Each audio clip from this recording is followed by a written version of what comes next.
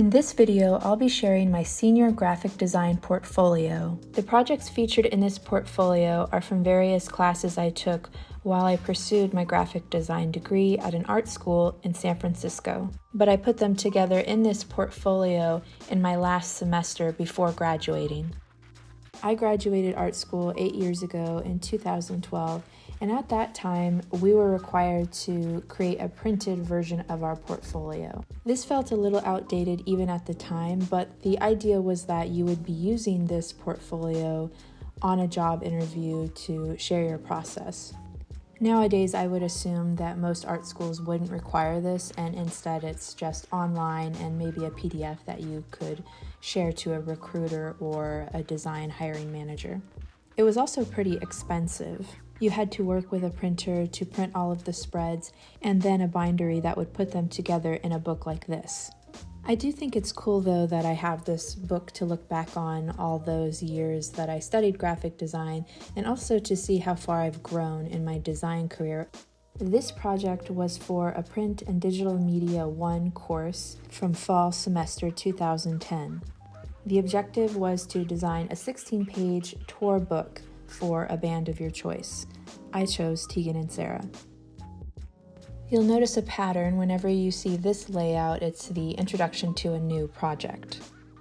This project is called Mind Wash and was for a typography level 4 class from fall semester 2011. The project was to design a promotional gift package for a new typeface. Deliverables were a promotional book, poster, type specimen book, and website.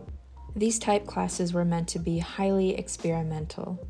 The concept leaned into the idea of subliminal messaging. I took photos of commercials on my television screen and then manipulated them in Photoshop to get that CMYK misregistered color look. The second book was purely to show off the characteristics of the typeface. So I focused on type, scale, and color to communicate the design. This is actually one of my favorite spreads. It has a really trippy optical illusion look to it. I think the poster was my favorite within this project. I love how it turned out. You can see hints of a TV and you really get that idea of subliminal messaging. This project is from a graphic design level 3 class from spring semester 2010. The objective was to create an awareness campaign. I chose the NFB, National Federation of the Blind, and redesigned the logo, created a motion typography animated video, poster, and website. I love how this shot of the poster came out. I used a spotlight to help create that dramatic lighting. For the motion typography video, I used a storyboard and showed screenshots of the video. This project was for Print and Digital Media Level 2 from spring semester 2011. This project was pretty open-ended. Basically, you just needed to design a poster series. I ended up diving into the theme of the deterioration of a conformed society of the 1950s, events that would precede the turbulent 1960s. The first poster was based on the evolution of a fast-paced society, with imagery of the McDonald's drive-in. The second poster was on the quiz show scandal, based on the show The $64,000 Question. It was later discovered that the show was rigged and one of the contestants was purposely meant to lose. The 1950s is considered to be the birth of suburbia. At this time, a lot of families were moving out farther to suburbs and commuting to jobs. This poster emphasized that idea, as you can see the rows of all the same houses. The final poster was on the theme of civil rights, specifically Martin Luther King, with imagery of a bus reminiscent of the moment that Rosa Parks decided to not give up her bus seat. This was a group project with myself and 4 other students in my package design level 4 class from fall semester 2011. The premise was to rebrand the department store JCPenney by creating a new branding strategy, attracting new audiences while still appealing to the current ones, and introduce private labels. This spread clearly shows all the brands we created, from JCPenney sub-brands to the private label brands. We created separate mood boards for each of the brands, and this would also include vital information, including demographic and keywords describing the brand. This first one is JCP Tots, a sub-brand of JCPenney for parents, providing baby essentials. One of the other designers in my group made these illustrations of a giraffe. You'll see different expressions throughout all the products. This was definitely one of my least favorite classes throughout my entire time at art school for many reasons. One of them being that this is a group project and we all know how those go. And also because it was a very expensive project to create.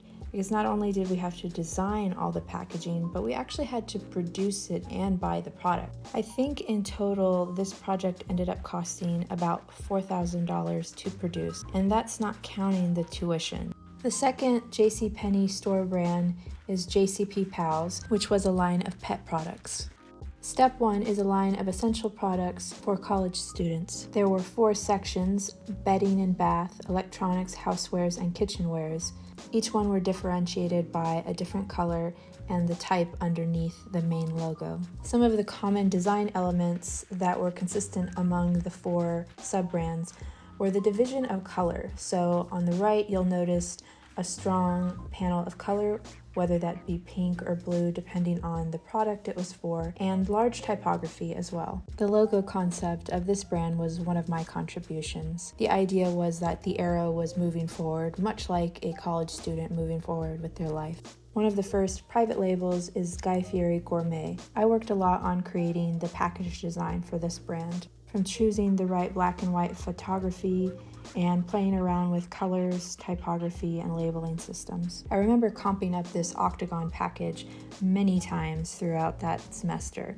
It definitely wasn't easy to cut and put together. Another private label is Paxton Modern Living. I really love how this logo and packaging came out. We wanted to create an experience when someone would open this product, so after pulling off the top of the box, the flaps would unfold and you would see more information about the product, illustrations, and a nice brand moment as well as the product inside. The design is very minimal, focusing on thoughtful typography, good use of space and white, and also using the texture of the product on the side. So for example, if it's wood or metal. And the final private label of this project was Surface, a high-end skincare for women aged 30 to 50. You can see how the brand adapts in different mediums, from more standard box packaging to minimal design on an actual physical product. One of the other designers in my group actually created this pattern by cutting up some of my landscape photos. I think it turned out beautiful and was a nice addition to the brand. I shot all the product photography for this project myself. For these photos, I shot on glass to get that nice reflective look, which also reinforced the Surface brand. This project, The Code of Dreams, was for a typography level 3 class from spring semester 2010. Deliverables were a 48-page promotion book, poster, and website. This is all my own original photography. A lot of it was shot in Lake Tahoe and manipulated to give it this dreamy look effect to go with the concept of the project, which was about lucid dreams, a type of dream that connects the conscious and subconscious. As I mentioned with the other typography project, these are meant to be highly experimental. I used 3 typefaces throughout the design and added elements of horizontal lines and sleep graphs to show the different stages of sleep. I was going for a poetic feeling with these layout designs. This is one of my favorite spreads I designed for this book. I loved the combination of the graph lines, different typography, and just how everything came together. And this is the poster. Again, I shot it with the same spotlight effect and a few pages for a website. Global Strategy. This is a print project from Print and Digital Media Level 1 from fall semester 2010. The objective was to research global warming and create a newsletter about it. An important part of your portfolio is to show process in the form of sketches like these, so someone can see your process of how you got from an idea to a final deliverable.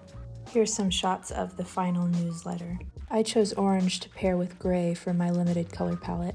We also had to design a poster which would be revealed when you unfolded the newsletter. This is an identity and print project from Identity Level 1, Fall Semester 2009. The premise of the project is to focus on the identity of a place. I chose the Enchanted Forest. This shot of a deer was one I actually shot for my photography class, where we did a project on 3200 ISO film. To start the project off, I remember that my instructor wanted us to do 100 sketches for the logo. I think I was actually one of the only students that actually pursued this. These are just a few scans of some of those sketches. I pursued many themes for the concept of the logo, but ended up pursuing the idea of a keyhole because this is a place that you are meant to unlock and enter a new world. Some key branding elements from the typography and PMS CMYK color profiles. The other part of the project was to create a brand style guide, which would share a history, audience profiles, and also key elements of the brand, such as acceptable uses, and then mocking up on a few extensions. A story in every surface. This is an identity and print project from Graphic Design Level 2, Spring Semester 2009. We had to redesign the identity for a nonprofit organization that emphasized sustainable solutions. A 16-page brochure and a poster to educate potential customers. I went with the company Vitrazo, the original stained glass surface. I leaned in with the concept of stained glass and mixed that with the idea of a monogram for the letter V. Spreads from the brochure and the poster. Girl Interrupted is a print project from Print and Digital Media Level 2, Spring Semester 2011. This was a pretty open-ended project. Basically, you just had to design a movie poster for a film. I chose Girl Interrupted. Throughout the film, there's a reoccurring theme of self-control, the constant loss and return of it. I wanted to express this idea through the unnerving motions of a hand, using dramatic photography to force the audience to feel uneasy and evolve along with the main character.